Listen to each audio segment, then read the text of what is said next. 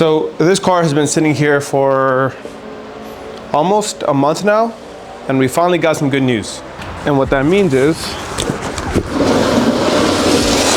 we'll be bringing the E30 back to life.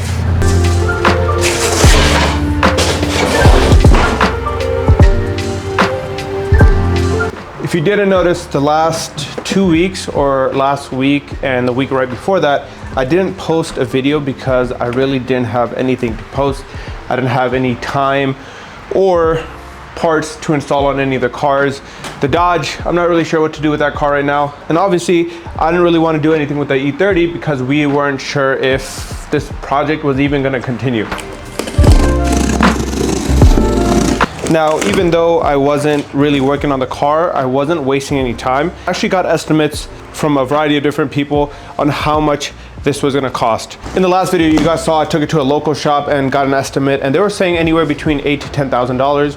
Now, luckily for me, I did go to the few other shops and they gave me a lot better of a price. Our boys over at Valka's Garage sent out an expedited shipment of everything that I need, and we basically got everything new for this car.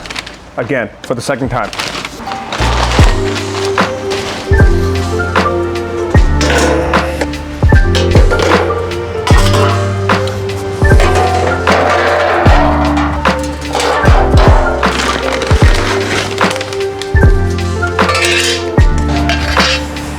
Now I gotta throw all this away, but this is everything we got. As you can see, we got even more parts than last time, and I'll show you guys what everything is. So this is everything in the rear right battery box of the car. So you have the main kind of inner wall right here. You have the bottom plate, and then this is what the battery kind of sits on, or there's a plastic piece that sits on here, and then the battery sits on there. You have a little drain plug, same as the ones I put on the floor pan earlier, but that sits right there. And then we even got the rear piece right here that goes on the rear valence, and this should sit something like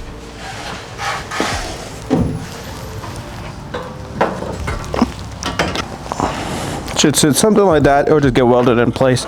But yeah, that's a complete replacement piece for this spot of rust, and yeah, it's gonna make it a lot easier to get all this installed. Then moving forward, we have the side skirt or the rocker again. Now, there's nothing that tells me that there's something wrong with this, but since the rest of the work was so shoddy all around the rest of the car, I really don't trust the rockers being installed properly either.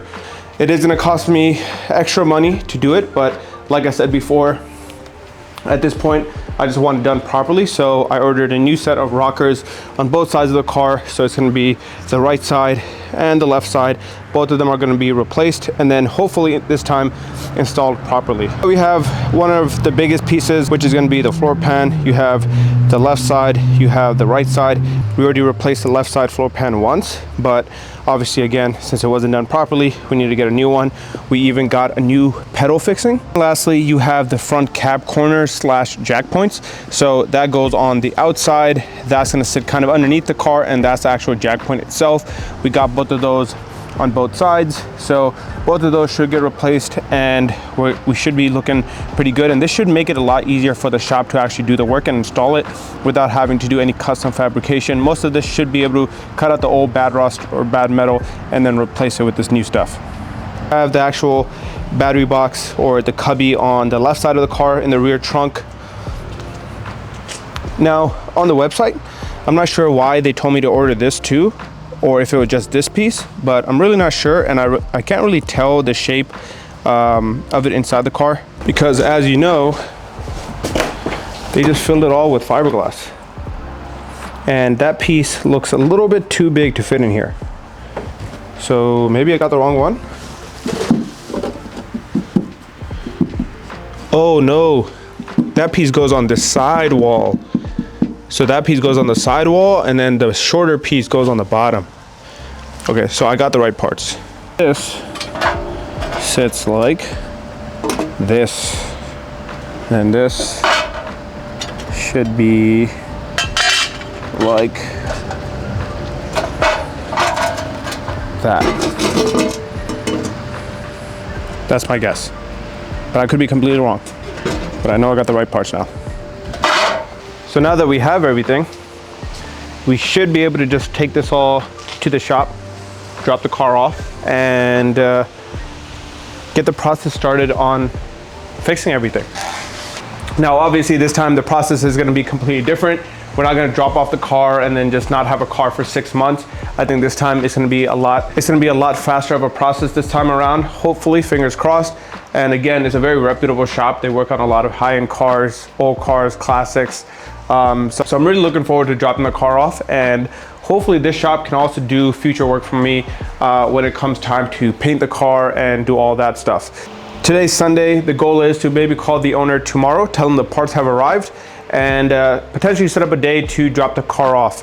I think this time it will be the last time it gets put on a trailer and we ship it off. Once we get it back, we should be good to go to continue the build on this car. The mess, but we got so many parts just sitting around the house. We got our short shifter, we got all the parts that go with the short shifter, like all the stock assembly parts that are gonna be replaced. We have the box full of suspension parts right there. We have so many other parts that I want to order. They're just sitting in my cart for various websites. We even got a lot of maintenance stuff that we need to get done on the car. So hopefully once everything's back, we should be able to start everything from the ground up again. We're gonna need new fenders. These things are pretty rusted out. I'll take them with me to the body shop and see if maybe they can fix them because they're not too bad. It's just that lower ledge right there is the one that's pretty ugly. On this one, it's a lot more, unfortunately. I'd rather just get new fenders and call it a day, but I'll talk to them, see what they say, what might be our options. But again, huge shout out to Valka's Garage.